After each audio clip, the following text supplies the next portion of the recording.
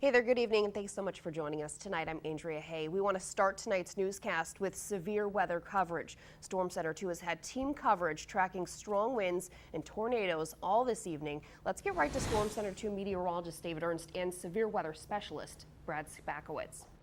Okay, may I begin? By all means. All right, okay. First, we had earlier a tornado warning for a small fraction of about a 15-minute interval for portions of Oconto County, eastern Shawano County. That tornado warning was canceled ahead of time. It was radar indicated rotation. We haven't received any reports of an actual touchdown. Again, the tornado warning is gone, but we still have a severe thunderstorm warning. It's here flashing in yellow on Storm Center 2's Viper. It's essentially extreme southern portions of Oconto County, just a sliver of far northern Brown County, and a sliver of eastern portions of Shawano County, where we do still find showers in storms in progress there. And in fact, the biggest threat now, three things actually: torrential downpours. There's going to be some strong gusty winds, perhaps as strong as 60 miles per hour. And there is some evidence of hail, but the hail is not as large as it appeared to be about 10 minutes ago. But for those of you just south of Pulaski there, between Roselawn and Kunish, you have hail probably about 3/4 of an inch in diameter at this point in time. And this isn't the only thunderstorm in progress. In fact, David has more information for you on that right now. Yes, we do have a line of storms that continues well back to the west, and so that's going to lead to some additional flooding concerns as we head into the rest of the night.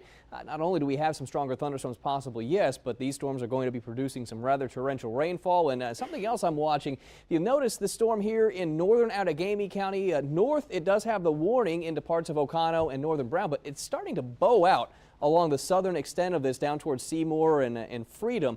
And so we could have some winds picking up here on the southern extent of that storm north of Appleton. So just something else we'll be watching is to see what happens as this continues to settle southward into air that really has not seen a whole lot of storm activity. Temperatures still very warm out ahead of these storms, mid-80s, still dropping into the 60s behind it. So there's additional storm activity coming in tonight. We will take a look at your forecast with Storm Center 2 Pinpoint Predictor coming up.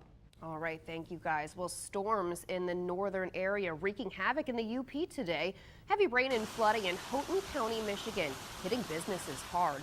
These are just some of the images from Houghton and Cooper County. More than 60 sinkholes and washouts were reported in Houghton. Sewer lines were exposed and some roads are completely impassable. The majority of us can't even get home. Roads are collapsed, bridges are collapsed. Roads are covered in water. Whatever roads aren't collapsed, it's depending whether or not how heavy a vehicle you drive.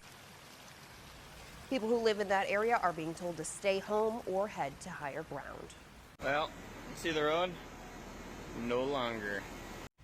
Heavy rains also causing flooding in central Wisconsin. Check out this video from Portage in Columbia County, where numerous roads were flooded and washed out. Also in Columbia County, National Weather Service now confirming a tornado touched down last night.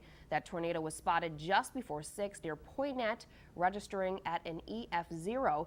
No one was reported injured, but the county had reports of downed trees and power lines. New details tonight about a meeting between a Trump campaign associate